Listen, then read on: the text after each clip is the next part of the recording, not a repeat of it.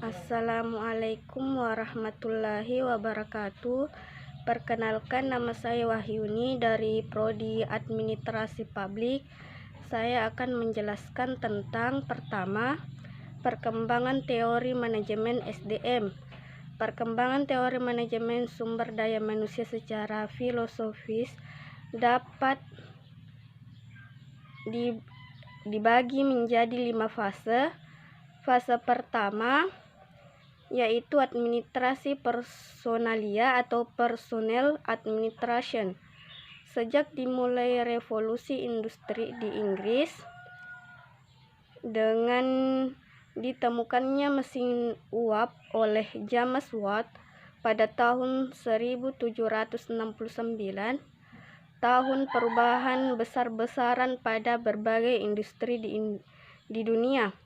Pada tahun 1776, Adam Smith dalam bukunya The Wall of Nations memperkenalkan konsep pembagian kerja dengan mengusulkan bahwa pekerjaan dapat dibuat lebih efisien melalui pembagian kerja.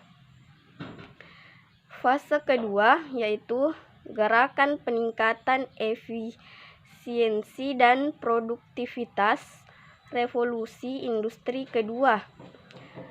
Di pertengahan abad ke-19 mempengaruhi industri yang menuntut modal termasuk produksi dan penjualan sebagai sektor bisnis terbesar. Belakangan muncul teori yang membahas akuntansi terkait karyawan. Pada era yang sama, karyawan dianggap sebagai aset bagi organisasi.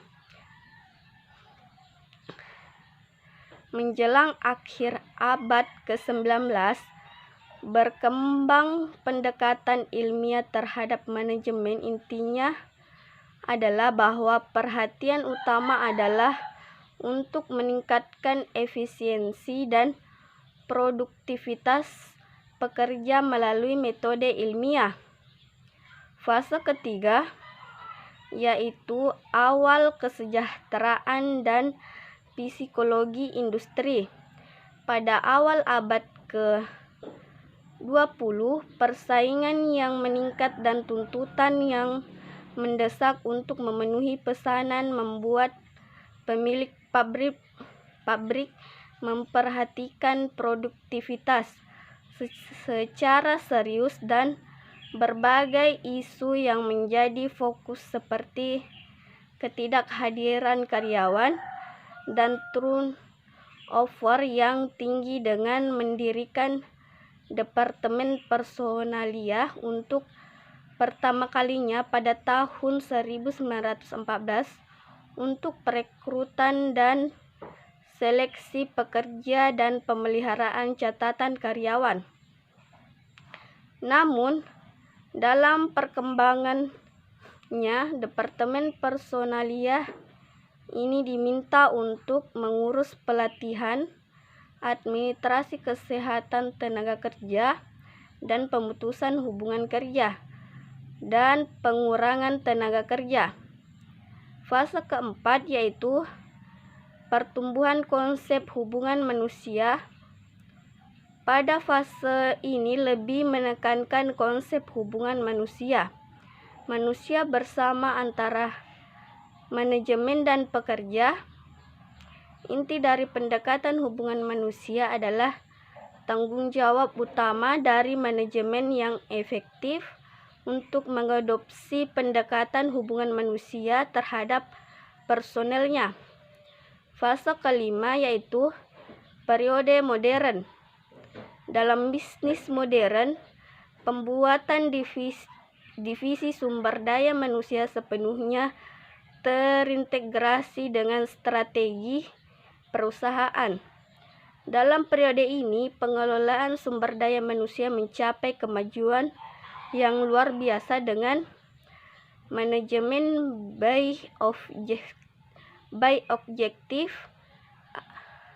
atau MBO, human Resource Management atau HRM, Human Resource Development atau HRD, dan strategi Human Resource Management atau SHRM. Kedua yaitu asumsi dasar teori MSDM.